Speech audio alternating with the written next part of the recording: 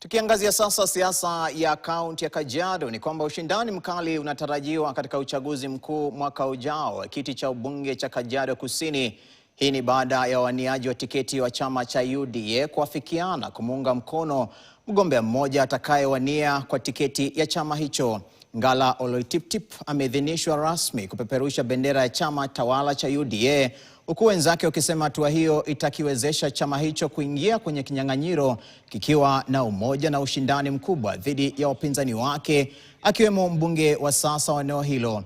Katika mkutano uliokutanisha wafuasi wa chama mjini Kimana, Benjamin Cole na Samuel Kutata, ambao pia walikuwa wakisaka tiketi ya UDA, walitangaza kuachana na azma yao ya kuwania nafasi hiyo na kumuidhinisha Ngala Oloitiptip aweze kuwa na mwakilishi wa bunge katika Kajiado South.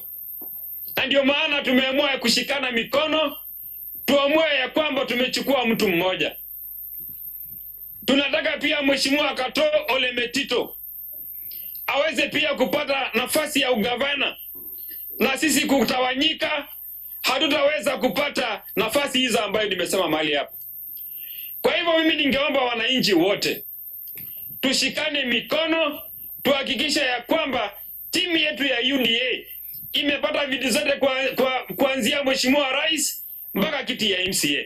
Hatutaki mara hii Rais wetu William Samoei Ruto awe na mbunge wa opposition katika Kajiado South. Ili bill zote zikipitishwa, Mheshimiwa Rais ajue kana kwamba niko na mbunge na sio mwingine, ni Ngala Oloitiptip ambaye atamsaidia. Haya yote tunayafanya ni kwa sababu tunataka ushindi wa chama chetu cha UDA.